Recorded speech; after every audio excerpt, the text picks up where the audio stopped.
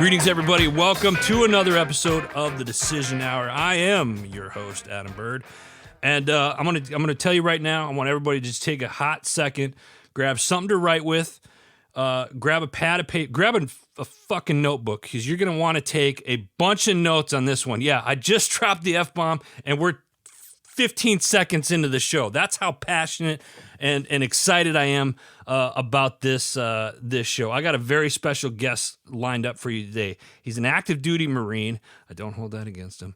He's the CEO from Military to Millionaire. Check that out. You can find his follow him on all the social media platforms. Also, his website is FromMilitaryToMillionaire.com. He's a real estate investor, entrepreneur, mindset coach, speaker, and he's a freaking genius as a personal finance person. And he just recently he's got a podcast out called the Military Millionaire Podcast that's been around. But recently he's got a book that he's been working on called the No B.S. Guide to Military Life: How to Build Wealth, Get Promoted, and Achieve Greatness. So without further ado, I'm going to bring on a gentleman who I consider a friend. I've gotten to know the last several months. His name is David Pere. So David, how are you? You actually did it. I love it. Wow. I need to bring you on as like my hype guy. Yeah, right. People ask me to do my bio, and I'm like, yeah, I'm Dave, and I bought some houses. Yeah. Like, ladies and gentlemen, fighting out of the blue corner this evening, we have I love all it. the way from San Diego. So you got the voice and everything. Oh, That's way better than me. Yeah, I'm bringing you in. We're gonna do this. How you doing, man? How you doing? Welcome. Dude, I'm good. This is gonna be fun. I appreciate you bringing me on. I appreciate the kind words and the fact that you dropped the F word so fast on the show, because I love that shit. So I figured, active duty Marine, Army veteran. Why not? We'll put the filters away for the day. Let's just be real. I mean, that's what it's all about anyway, that's right? the way to do it, right? That's what it's all about. Listen, David, why don't you tell our listeners a little bit about yourself? Yeah, I mean, my story is pretty similar to a vast majority of service members, I'd imagine, right? And I joined in 2008 because I was coming out of high school, and I lived in middle of nowhere, Arkansas, and was like, I don't know what I want to do for school. I don't have money for school. Holy shit, I don't want to stay in Arkansas. So then I was like, well, how do I get out of the state and do something that's not college?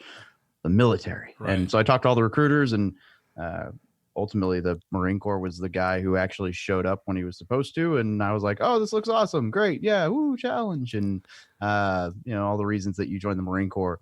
And so I went off and I do logistics. I was a motor transport guy, 88 Mike in the Army. Yeah.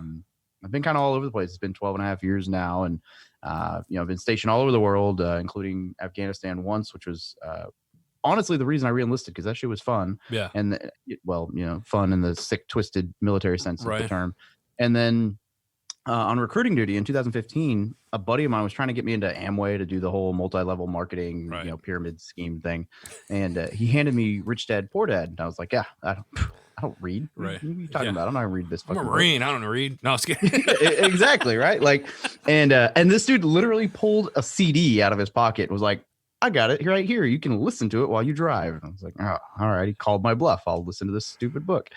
And I kid you not, within 3 or 4 months of listening to that book, I'd listened to like the entire Purple Library and half of Bigger Pockets books and bought a house. And I was like, oh, this is so cool. Because it was like the stars kind of aligned. Like my apartment lease was coming due. My Harley got totaled. I wasn't on it. Thankfully, someone just got drunk and parked on top of it.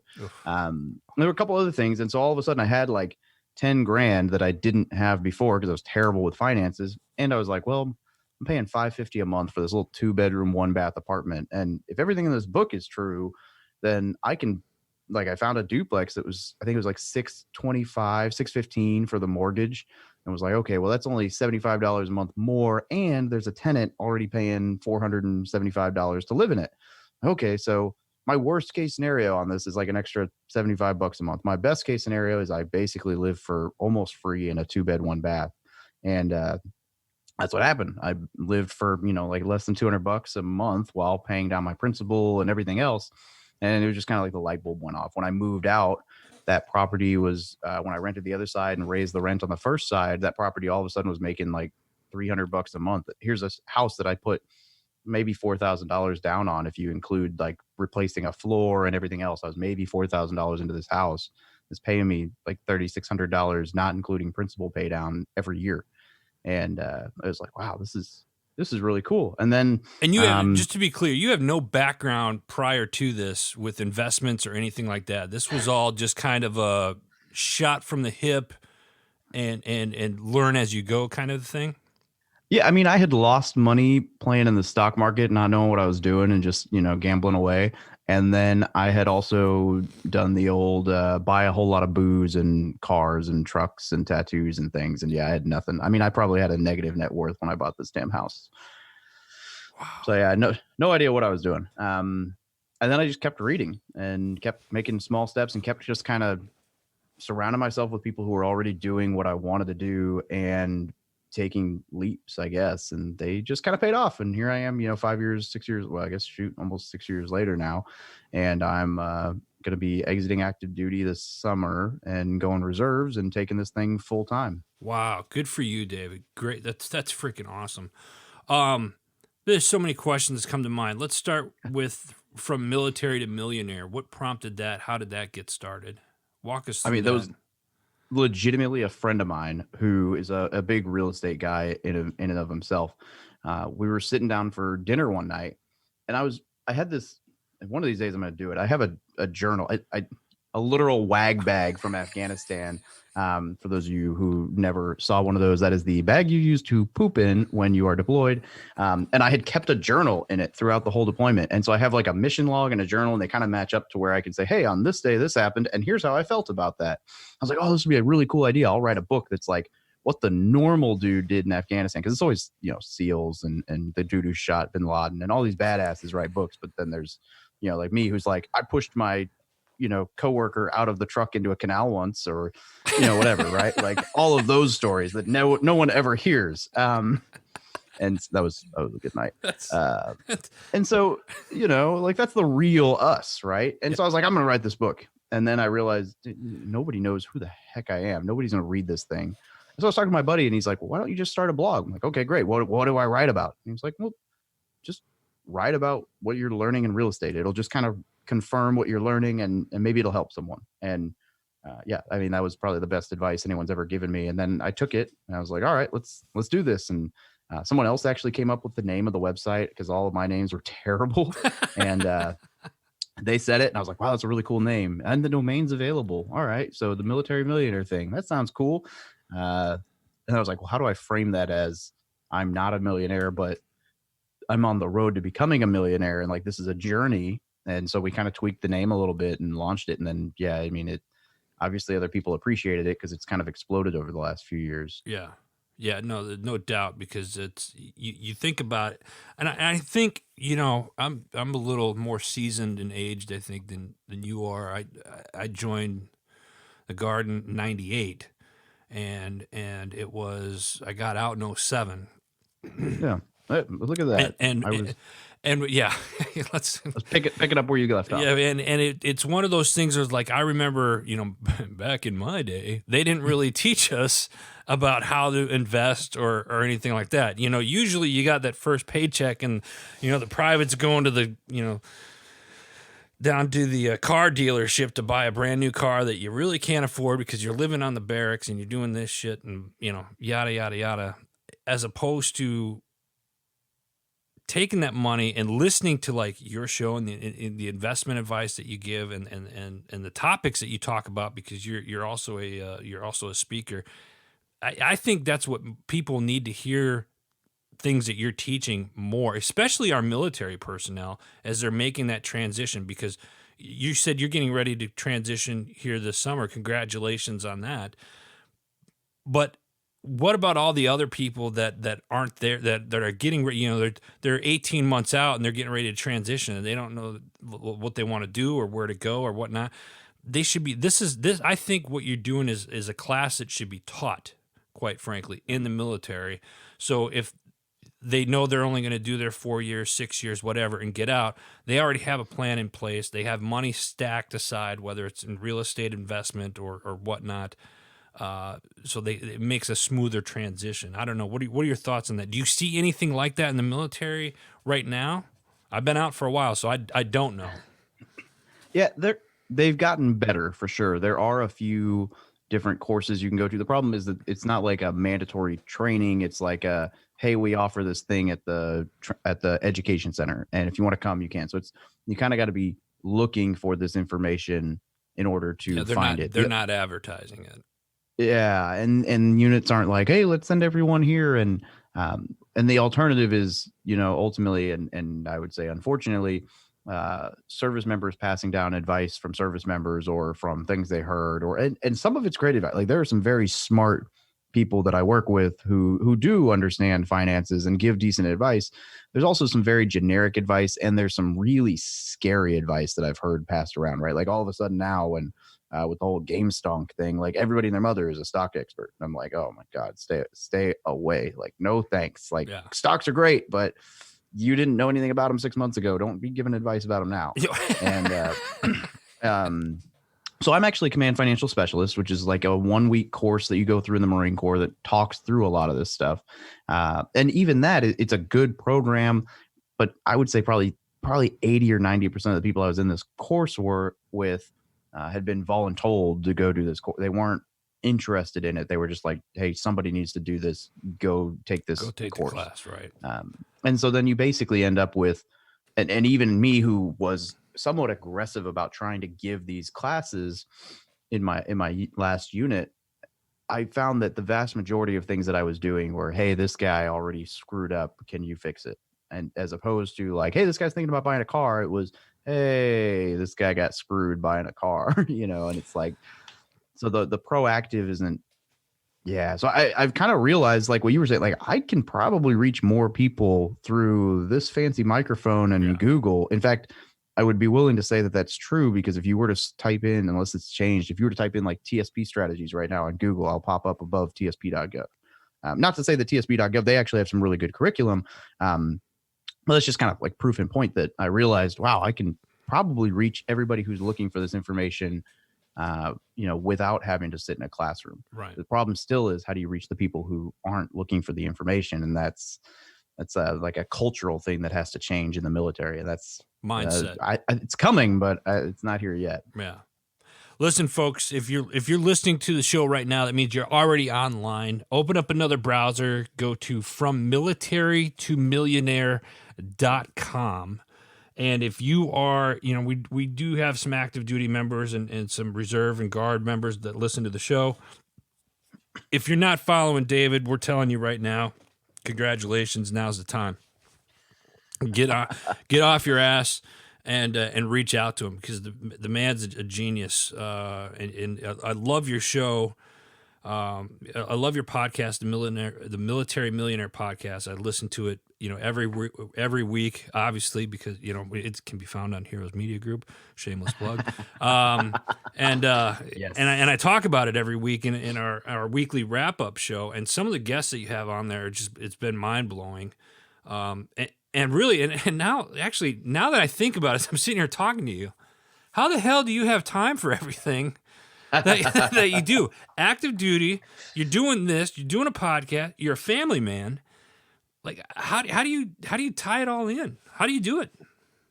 Well, the first thing I did was I outsourced my family, and that's a really bad way of saying So I geo-bachelored for the last year, and that sucks. So as I'm getting out of the military, I was like, okay, well, California sucks. I mean, California itself doesn't necessarily suck, but the job market for my wife in California sucked. She's a high school counselor, and they had all these extra rules for. Anyway, we couldn't find a job that worked, which is fine, because now they don't even go to school. So, right. Whatever. And so she took her old job back in Missouri and was like, hey, I'll go back. I'll take the kids back. You can focus on everything. And, I'll have a job and a house ready. And so she basically moved into one of the units. I say one of our rental units. It was our house before it was a rental unit. Anyway, that was probably the best decision I could have made as far as the business, because it allowed me to focus 100% other than phone calls on the business. But it's probably the worst decision I could have made for like the relationship, because holy smokes, like being deployed is one thing, but being a geo bachelor, like living in your own lonely house when your family should be there is totally different. So not worth it at all. But what it allowed me to do is I wake up, my wife drives to work at 6:30 in the morning in Missouri. So she calls me. So I'm up at 4:30 every day of the week. And then, we talk on the phone for like 10, 15 minutes. And then I basically walk in here, and from 4:45, 4:50 in the morning until 6:50, 6:55, I hammer away on stuff like this, right? We're recording a podcast and it is 6:20 in the morning on a Thursday. And then on weekends, I don't take weekends really. I do. I burnt out really bad about a year ago. And so I had to start forcing myself. I had to literally like write into my calendar, for these 3 hours, you will go to the movie. And for this hour, you will drink a beer in the hot tub or whatever that was. And yeah, but other than that, I was, I'm still up at 6, I think, at the latest on the weekends. And I will not schedule anything prior to noon so that I can catch up on everything, especially right now. Yeah. Like, you got a routine that you've been doing for a while, and I don't want to say typical of an active duty person, but usually, we're used to getting up, PT formation at a certain time, go to work until they tell you to go home. Some days are longer than others, whatnot, and then you wake up and it's a recycle, same shit the next day, kind of a thing. So that's, and I point that out, and I'm glad that you kind of narrowed that down for everybody, because there's a lot of people, like I'm out in the East Coast right now, and it's snowing out here, by the way, and it sucks. But you get up, if you sleep in, and you're one that likes to sleep in, then I hope you're a night owl and you're working late nights then, because you can't afford it. Especially, and one of the reasons it's helped me move, when I moved out east on a more permanent basis, it allowed me to get more stuff done.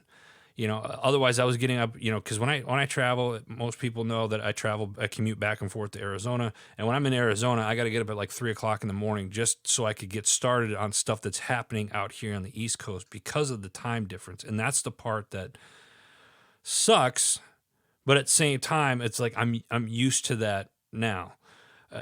Other than I piss everybody else off when I'm up at 3:00 in the morning at the house out there. But whatever, they get over it. But so that's good. I'm glad you bring that up. Listen, Dave, I want to talk about, before we forget. I really, really want to discuss the book. Yeah. The No B.S. Guide to Military Life: How to Build Wealth, Get Promoted, and Achieve Greatness. First question on this: what prompted you to write this book? That's actually a pretty good question. I guess the answer is just that I was trying to figure out if there's any way to get in front of that new or young service member. And there's a few books out there on military finance or military life. There wasn't anything that covered, how to use your VA loan, or how to do real estate, or some of the things that I thought were important. And so I was like, well, I should just make one. And I thought in my head originally it was gonna be like this little parody that's gonna be like 50 pages and it's gonna be like this easy read. It'd be fun. And then I realized two things. One, I talk too much to only write, like 50 pages of stuff. And two, parodies are not easy. Holy crap. I love a good parody, and good for whoever can write one of those things, because this thing sucked. It was terrible. I scrapped 90% of it. And I was probably 40,000 words into it when I was like, wow, this is not it. let me stop doing this right now. How long have you been working on it? I set the goal to write it last January, and I think I started in February or March, and I wrote 1,000 words a day for effectively 3 months. It came out to like 82,000 words. Okay. And then, for the last 4 or 5 months, it's been doing the editing rounds and everything. I got it back from editor now, and I'm recording the audiobook for 2 hours every night. So I should be done with that this week, and then it'll go to formatting and it'll launch. So is there an anticipated date to when the book will launch?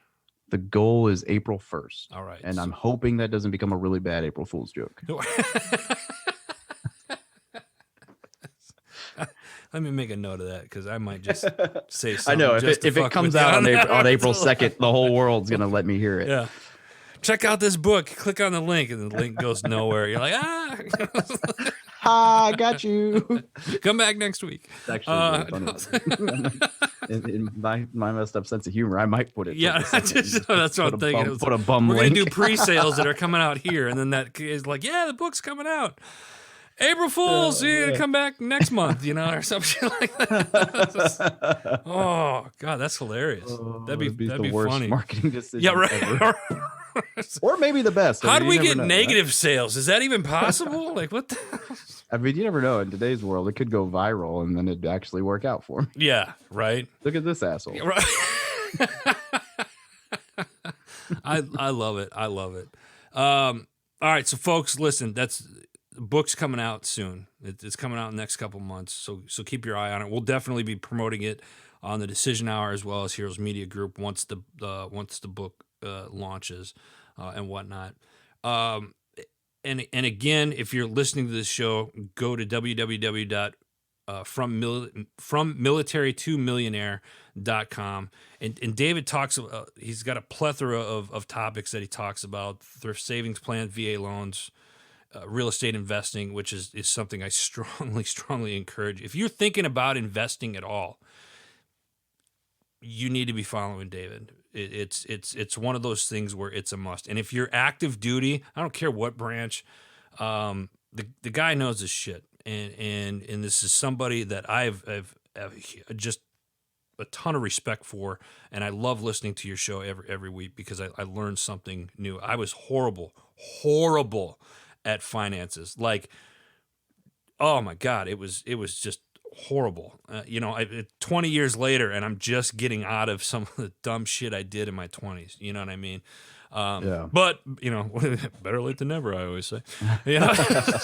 So It's true. David, you're on a show called The Decision Hour, and I ask everybody this question, and I know we're coming up on time here, but I want to ask. I want to make sure we get this question asked. Name a time in your life where your feet were on the line and you had to make that decision. What was it, and what was the atmosphere like for you at the time? That's a really good question. And I would probably have to say it's probably been, honestly, like the last 6 months where I've been trying to figure out if I'm getting out of the military or not. Yeah. That is not an easy decision at all, especially because by the time I exit, I'm gonna be at 13 years, and I'm up for promotion this year. And, it's essentially downhill in theory of the military world, right? Once you pin on E7 and you're at 14 years, it's not the hardest job in the world anymore. You just kind of do your thing and stay out of trouble. And so there's a lot of security there. And so the atmosphere has been a whole lot of people who are in the military trying to tell me I need to finish, and a whole lot of people who are not in the military telling me we don't know. And then 3 or 4 people who are very successful business and real estate guys who are like, get out, you're done. You're going to be fine on your own. And I just kind of had to figure out okay, well, who do I want to be in 15 years? Do I want to be the person that I see right here who retires and then has to go take a second job? Or do I want to be these guys who've been very successful and designed the life of their dreams? And kind of came down to taking that leap. That is still not an easy, even at this point where I know it's the right decision and I can say that I've replaced my income this year, and it's not an easy decision at all. And so that I would have to say has been the decision, and probably, it's been more than an hour, but man, the amount of pros and cons I've written out on paper over the last year to try to make this decision it's kind of staggering. Yeah, I thank you for sharing that. It's one of those, and I really love the fact that you kind of paint that picture of somebody standing on the cliff, and you have a parachute, it's going to open, and you're looking down, and you're like, man, I'm not going to jump. You know what I mean?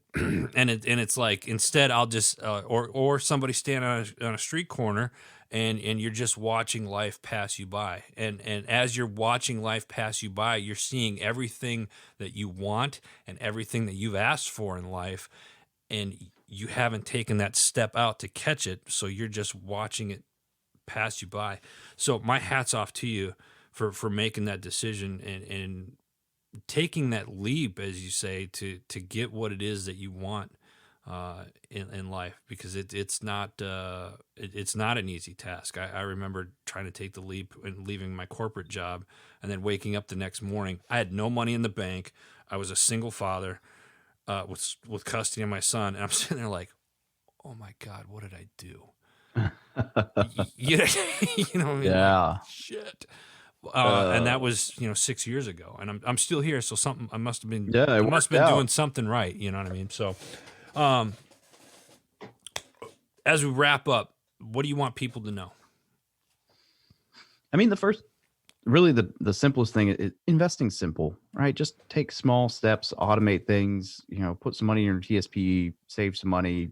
It's not hard. The whole idea behind the book is that I want it to be something you could hand a new service member or someone in their career and say, whether you do 4 years or 40, by the time you'll get out, you'll be set up to stand on your own 2 feet.